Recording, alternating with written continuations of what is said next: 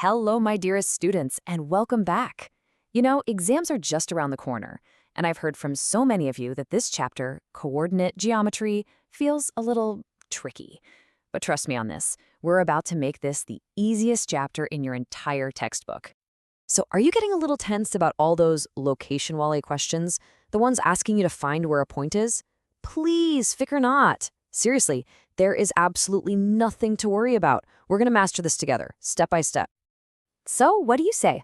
Let's make this the easiest chapter ever. Are you ready to become a location expert? I know you are. Let's do this. Okay, so let's start at the very beginning. Why do we even need to learn this? What's the big deal? Well, just imagine you're in our classroom. If I just say, go find Sonia, how would you do that? It's not enough information, is it? We need a proper system to describe her exact position. This picture shows the problem perfectly.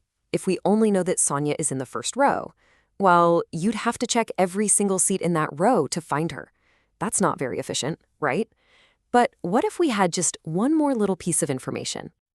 And that's the magic trick. We just need two pieces of information. We need to know the column and the row. So Sonia's exact address becomes column 4 and row 1.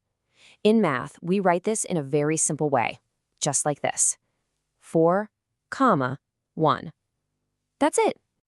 Now, this very simple idea, needing two things to find a location, it was turned into an amazing system by a total genius, and the story behind it, it's actually really funny.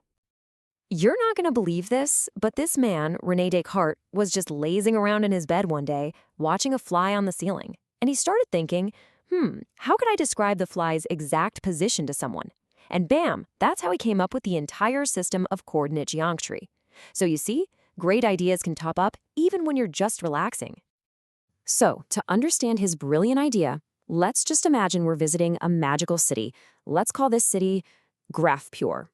And this city has a perfect map for finding any and every point inside it. Now, the city of Graph-pur is built around two huge main roads. The horizontal road, the one that looks like it's sleeping, we call that the x-axis.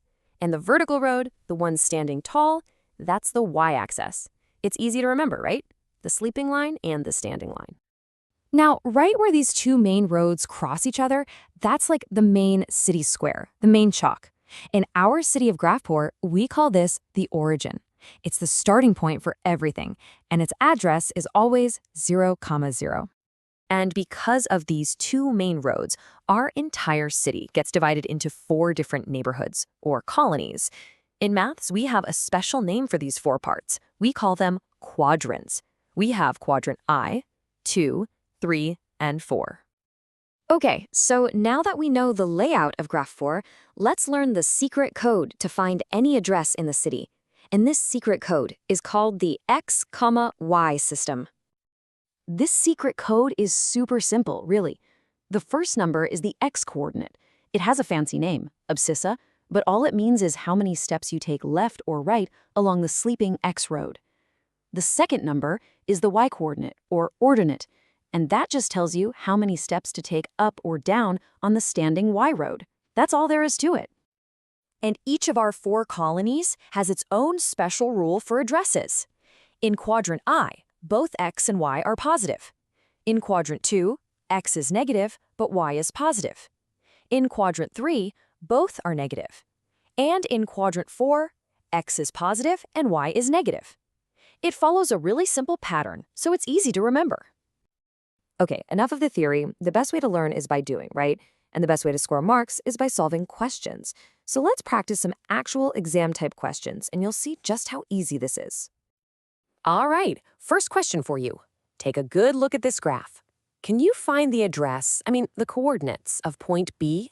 Remember, always check the x-axis first and then the y-axis.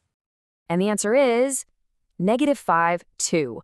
We go 5 steps to the left on the x-axis, which makes it -5, and then we go 2 steps up on the y-axis for a +2. See? Super easy. I knew you'd get it. Okay, let's try one more, but this time let's do it the other way around. The address I'm giving you is -3, -5. Can you find which point is located there? Yes, you got it. It's point E. We go 3 steps to the left for -3 and 5 steps down for -5. Amazing work. I told you you're becoming an expert at this. Okay, before we finish, I have a little gift for you. It's a quick revision cheat sheet. You can even take a screenshot of this. It'll be perfect for your last-minute revision right before the exam. Let's quickly go over this. The x-axis is just the sleeping line. The y-axis is the standing line. The origin is the center point, 0, 0. Abscissa is just the x value, telling you left or right.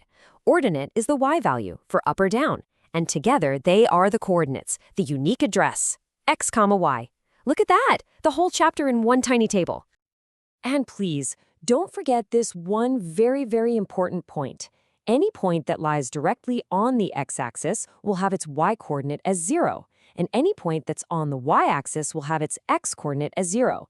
This is a very common one-mark question they love to ask in exams. So tell me honestly, isn't coordinate geometry ekdam simple now? Of course it is. You've understood everything perfectly. I have no doubt about it. Now go on and absolutely ace that exam. If you found this revision helpful, please show some love by hitting that like button and subscribing for more chapters. And please share it with your friends so they can ace their exams too. All the very best, my dear students. You are going to do great.